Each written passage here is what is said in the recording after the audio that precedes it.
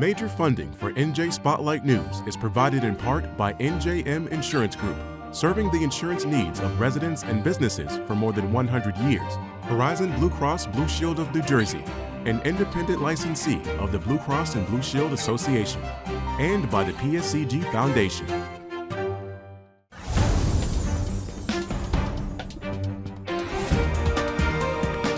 From NJ PBS Studios, this is NJ Spotlight News with Brianna Venozzi. Hello and thanks for joining us. I'm Brianna Venozzi. We're bringing you a special NJ Spotlight News edition of Reporters Roundtable, where Joanna Gagas has a roundup of the key political stories of the week with the help of a panel of local journalists. But first, a few of the headlines. The Department of Justice is getting involved with New Jersey's election, announcing the agency will monitor polling sites in Passaic County to, quote, ensure transparency, ballot security, and compliance with federal law. The DOJ is also sending monitors to California following requests from state Republican parties in both locations. Now, the New Jersey GOP State Committee cited past voter fraud incidents in Paterson and said federal intervention was needed. The county has become a battleground after being a Democratic stronghold, but shifting to President Trump during the last presidential race. Election monitoring is a routine function of the department, but the focus on Jersey and California comes as each state holds closely watched races with national consequences. Meanwhile, early in-person voting begins this weekend, available at locations in all 21 counties. Those sites will be staffed into the evenings for 9 days up until Sunday, November 2nd, giving residents lots of opportunities to get their vote in. And a new poll offers more insight on what could influence their ballots. According to a Rutgers-Eagleton survey, the top concern among locally likely voters is taxes, according to 36% of those surveyed, followed by cost of living at 21%. Other issues like housing costs and utility bills trail far behind, suggesting the race will hinge on kitchen table economic issues rather than broader social ones.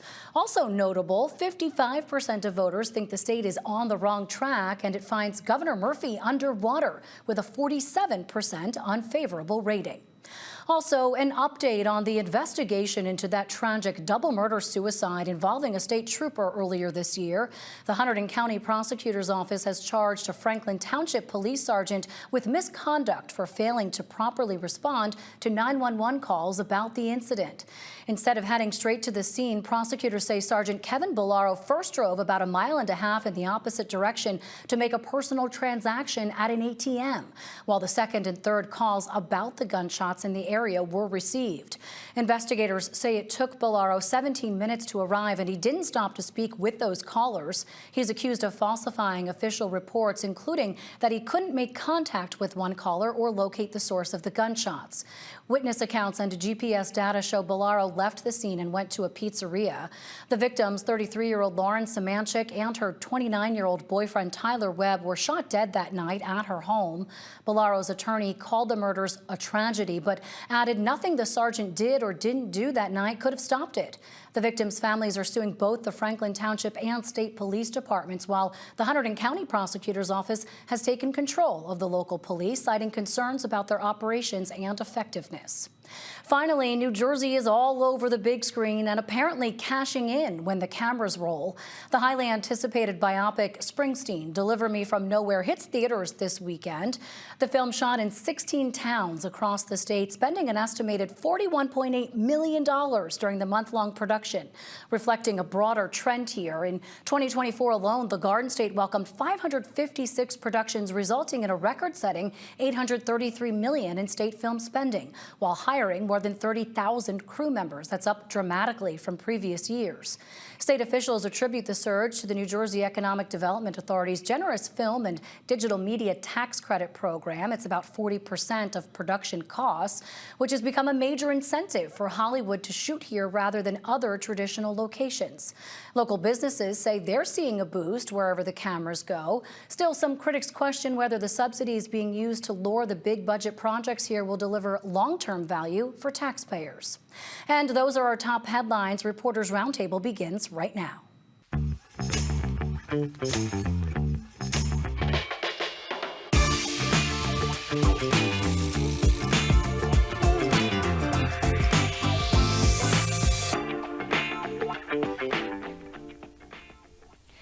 So, who has the momentum with less than 2 weeks to go in the governor's race? We'll talk about that and much more. Hi, everyone. I'm Joanna Gagis, and this is Reporters Roundtable. A note before we start the show, David Cruz, the host of this show and senior political correspondent for NJ PBS, has been separated from our organization. NJ PBS acknowledges David's many contributions to this network and to this program. Now, this show will continue covering politics and public policy and examining the issues that affect New Jersey residents. With that, let's meet our panel of journalists. Aaliyah Schneider, welcome to the show. Aaliyah is political reporter for Philadelphia Inquirer. Jelani Gibson, State House reporter for NJ Advanced Media, and Daniel Hahn, reporter for Politico NJ.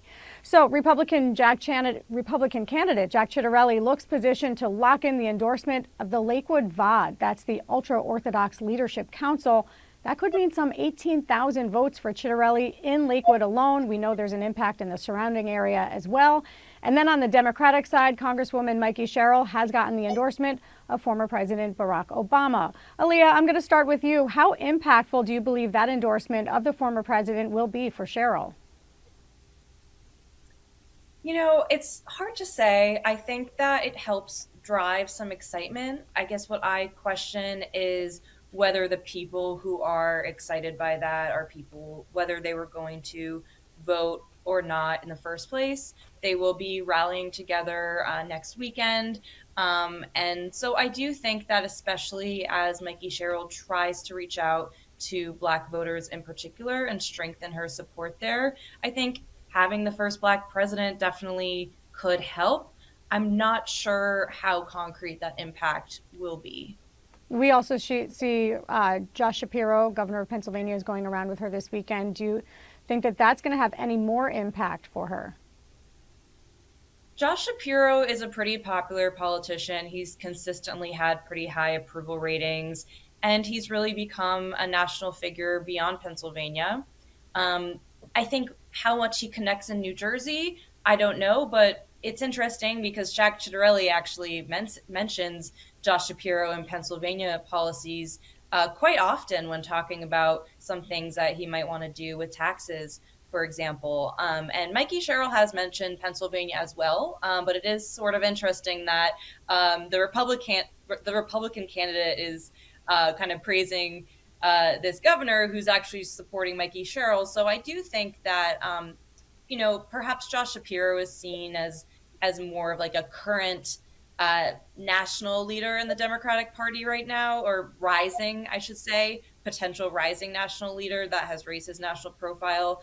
I think it definitely is a potential for growing enthusiasm. However, again, I do wonder how many people are excited to go see Josh Shapiro who weren't already planning on voting. And I think right now it's a turnout game, which candidate can get people to show up who weren't already going to show up. Yeah, great point. Jelani, on the flip side, we do see this Lakewood VOD has come out likely to endorse Jack Ciattarelli. We don't have that in hand as of yet. But what impact does that have not only in Lakewood, where the population's booming, but in the outskirts of Lakewood as well? Well, what we see with a variety of these endorsements, whether we're talking about the local level or the national level, is that there's going to be a turnout game, there's going to be an engagement game, but it's quite frankly also going to come down to how many independent voters that each candidate is able to get. And when you go after independent voters, that means that you're usually going to go after a mixture of people that may fall outside of your traditional tent. And that certainly seems to be a tactic that's going on here. Although, the campaign has been solidly conservative, it's also made inroads into, populations, whether we're talking about the Jewish population, populations of color, populations that have traditionally been, courted by the Democrats are now also being courted by the Republicans. The VOD have been conservative. There was also once upon a time where they were also talking to Democrats as well. Jack, you raise a good point. Jack has really made an effort throughout this campaign to go into those places where Democrats usually have a stronghold. And one of those places right now is the Muslim community. But one of his advisors made some really interesting and controversial comments this week, said that he's been accused by people in his own community of taking money from Jews. And he says, I check my bank account every day. The money's not there. And so while we do see that this ultra-Orthodox group of Jewish voters is endorsing him, it's also, we're seeing some pushback from other Jewish groups saying, he should have called those comments out. How does a candidate like Chitterelli try to balance those two kind of groups right now at this point in time, Jelani? The Chitterelli campaign has a PR machine that essentially has a tactic where he's going to speak to MAGA people about MAGA, and where he's going to try to speak to other populations about their concerns with the Democratic Party. And anything that usually falls outside of that spectrum of communication, the campaign has, they haven't exactly been forward in answering a lot of those questions. But this is the same thing that you ask with Black populations about, why they're supporting the Republican Party, the same thing that you ask about Hispanic populations when it comes to the immigration policy. And the thing is that, the Chitterelli campaign know that they don't need to win all of these populations outright. They just need to shave enough of them off of the Democratic Party to make it harder for them to win. Yeah, great point there. A new Eagleton poll came out today that's looking at the issues that likely New Jersey voters care most about. Shocker, it's affordability. 36% see taxes as the top problem. 21% say it's just affordability overall. It's actually, I'm surprised to see that only 6% say housing affordability, even though we've heard a lot about that on the campaign trail. And then 6% say that the MAGA effect and Donald Trump's ideology are their top priority. Those are pretty small numbers. Daniel, I'm curious, when you see these attack ads playing all over the state and tailored for different communities, do you think that the candidates are focused enough on those issues that voters care most about? I think what you're seeing in a lot of the attack ads and a lot of the political communications in the final stretch of the race is candidates trying to basically tell voters, I am your affordability candidate and my opponent will make your life more unaffordable. And I think you've seen that with attacks over, for example, the sales tax. The Cheryl campaign taking a clip of Jack Chitterelli somewhat misleadingly suggesting that he would have a 10% sales tax hike on everything. And the Chitterelli campaign has tried to flip that narrative, taking some footage of Mikey Sherrill saying that she won't commit to anything regarding the sales tax, although it's important to add that she has, in fact, come out and said, I will not increase the sales tax.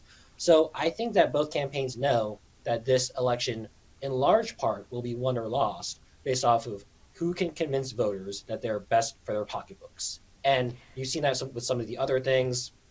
The Sherrill campaign has tried to brand Chitterelli as, quote, high tax Jack. The Chitterelli campaign has tried to portray Sherrill as someone who would hike your utility bills even further. And I think that when you look at some of the campaign promises that are being made and the ones that are being told on the airwaves particularly, you see Sherrill's promise of having a utility freeze hike on day one when she enters office. You have Chitterelli promising to cap property taxes and freeze them at a certain age. So I think that this race largely comes down to affordability and who can tell voters, who can convince voters that they're the best for their pocketbooks. Daniel, to that point, Chitterelli has made a lot of promises about the things that he's going to fully fund, from the pensions to schools, although he wants to change the school formula. And also he wants to take on the state healthcare costs. If he's freezing property taxes, does he run into his own affordability issues if he were to be elected governor with the plans that he's laid out?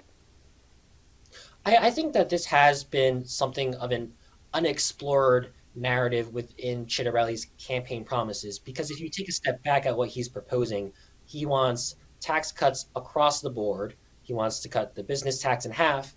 As Aaliyah mentioned, he often says that Pennsylvania Governor Josh Shapiro is trying to do that, so New Jersey should as well. He's promising to not increase the sales tax. He wants to eliminate the mansion tax. And at the same time, he's promising all these programs like a cost of living adjustment for first responders' pensions, promising a full pension payment. He has suggested that he wants to increase Medicaid rates to pay healthcare providers better. So he hasn't explained fully how this will all be accounted for, other than the fact that his gamble is that by cutting taxes, you grow the economy, more businesses come in. That's his theory of the case. Aaliyah, do you give him points at all for the level of specificity at which he's run the campaign that looks a lot different than Mikey Sherrill's campaign, where there's not been a ton of specifics on any of the real plans that she's laid out? Yeah, so, Jack Chiarelli's campaign attacks Mikey Sherrill's campaign for not giving commitments, not being specific with what she's going to do. On the other hand, her campaign says that, to your previous point, that the math is not adding up with what Jack is promising. And so Jack will give promises and Mikey will say, he can't do that, or he's just telling you what you want to hear, but she's not really giving an alternative. I think there's a few kind of niche specific policies that she will repeatedly mention, but she doesn't give the same specifics in terms of what she wants to do with taxes in the way Jack Ciattarelli does. And she will say, I'm going to make New Jersey more affordable. And she repeats that message, but she's not really giving much of an alternative in terms of how she's going to do that. So I think part of that comes to, do voters trust her? Do they trust her based on her kind of overall persona and delivery? She leans a lot into her biography. Do they trust her that even though she's not saying how, that she's going to do this? Or is the fact that even if he may not be able to deliver on all of it, the fact that Jack is giving specifics, he is saying, I want to do this and that with the tax brackets. He's giving these specifics. It shows that he is thinking about specifically what he wants to do versus just saying, I'm going to make it more affordable. Yeah, and I think he's tried to use that as a point to say, I know New Jersey, I know the issues. A recent Quinnipiac poll puts Sherrill about 6 points ahead of Ciattarelli right now. That's a smaller margin than we've seen just even a couple of weeks ago. But Aaliyah, we are seeing some trends emerge within that poll, and it breaks down along gender lines. What can you tell us about how each candidate is playing among the different genders? Yeah, so Mikey Sherrill has more of a lead among women, and Jack Ciattarelli has more of a lead among men. Her lead among women is bigger than his lead among men. However, hers has been pretty consistent from polling over the past couple of months, while Jack really improved his support among men. So it's kind of showing that Mikey Sherrill's been able to hold on to that base of women voters who gravitate to Democrats, while Jack Ciattarelli has been able to bring people in who, really speaks to them. They really make up his base, and he's put in that work to bring more people in, or more people have been paying attention. However, it's not necessarily just because Mikey Sherrill's a woman, and that's why women want to vote for her. Jack definitely accuses her of talking about being a woman on the campaign trail, and he says, well, I'm a man. But, of course she talks about being a mother, and she talks about her experience as a woman. But the support that we're seeing for her among women is pretty consistent with the support that we saw for Phil Murphy around the same time in 2021. So what it's really saying is, as we see nationally, there is a gender gap between the Democratic Party and the Republican Party. And we do see that in the Republican messaging. It's a little bit more macho. There's a little bit more about strength. And we've seen a lot of this coming from President Donald Trump. Yeah. So what we're seeing does reflect national trends. Yeah. So we see this Quinnipiac poll also shows that there is more momentum for the Ciattarelli camp right now. Daniel, I want to just, ask you, as much as Mikey Sherrill's tried to make this a referendum on Donald Trump, at the end of the day, seeing these polls come out and seeing that right now it looks like Ciattarelli has more momentum, is this election really just a referendum on Governor Phil Murphy? I think that really depends on what campaign you're talking to, because if you talk to the Democrats, they'll say this is a referendum on the Trump presidency. And if you talk to the Republicans, they'll say this is a referendum on the Trenton Democrats, and if you want 8 more years of Phil Murphy. And I think that another key part of the election in determining who comes out on top is what message resonates more? Is it the message that Donald Trump is going to make your life unaffordable and that there are threats to democracy and therefore he's on the ballot? Or is the message going to be New Jersey is headed on the wrong path, taxes are very high, and the same party has been in control for in the state legislature for 2 decades or so now. So Jelani, I think that you're going to see both. Okay. I was just going to say, so I think that's a really key part of it, and we'll see which one wins out. Yeah, Jelani, we are still in a government shutdown right now. It is the second longest in U.S. history.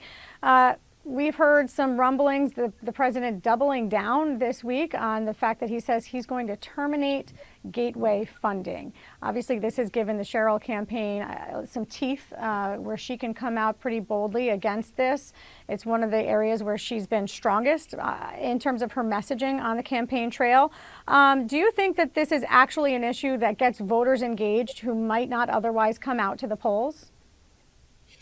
Well, it'll be an issue that may get some North Jersey voters out to the polls. As far as whether or not South Jersey or Central Jersey residents are that plugged into the Gateway Tunnel project, that's always been the magic question when it comes to transit in New Jersey, period. Transit in New Jersey has always been a very North Jersey centric thing. But to be clear, New Jerseyans don't exactly have the best relationship with public transit as it relates to New York. You've got the congestion pricing, and now you've got this getting shut down.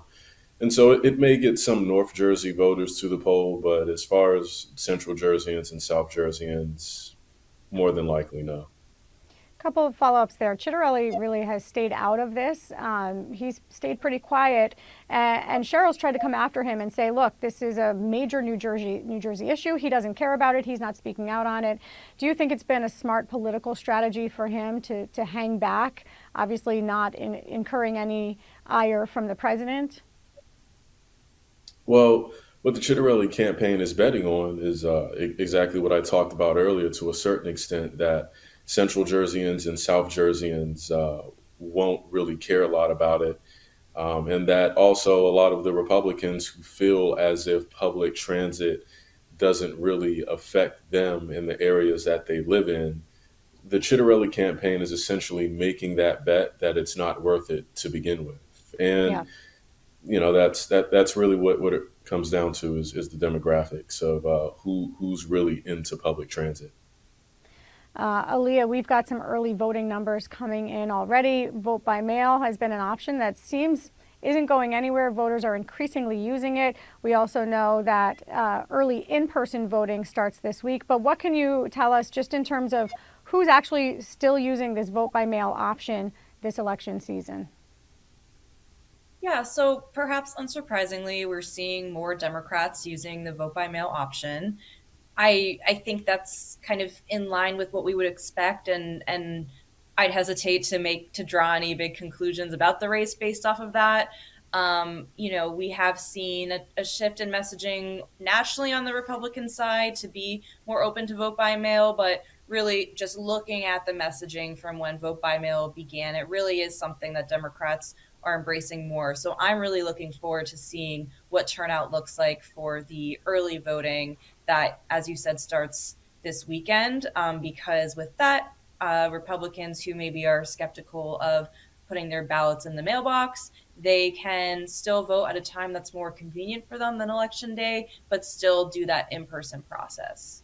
Yeah, so far 439,000 mail-in ballots have been returned as of this morning. That number is changing constantly. We get updates throughout the day. Daniel, what are you thinking in terms of voter turnout for this election? Do you think we see record numbers like we did in the presidential election, given the fact that it's a non-federal election? Well, I don't think that the thing about New Jersey has always been that there's less attention in the off-year elections than in the even-year elections, or whether it be the midterms or presidential race. So it's really hard to predict what the turnout model could be, and it's also a little bit hard to say what a larger turnout would mean, because what we saw in 2021 is that the turnout in the governor's race was much higher than what people anticipated, and all those people that came to turn out were Republicans or conservative-leaning independents. If you have a large turnout in this election, it could also mean that you have a lot of energized Democrats who don't like what's happening with the Trump administration and who do feel like that this is in fact a referendum on the Trump presidency. So I think it's a little bit hard to interpret what a large turnout would mean at this moment. Yeah, we will be watching. Aaliyah Schneider, Jelani Gibson, and Daniel Hahn, thank you for joining us this week. That's all we've got for this week's Reporters Roundtable. You can follow me on Instagram at Joanna Gagis NJ, and go ahead and scan that QR code on your screen for more Reporters Roundtable. For all the crew here at Gateway Center in downtown Newark, I'm Joanna Gagis. Thanks for being with us. Have a great weekend. And that's going to do it for us. I'm Brianna Vannozzi. For the entire NJ Spotlight News team, thanks for being with us. New Jersey Education Association, making public schools great for every child. RWJ Barnabas Health, let's be healthy together. And Orston, committed to delivering clean, reliable, American-made energy.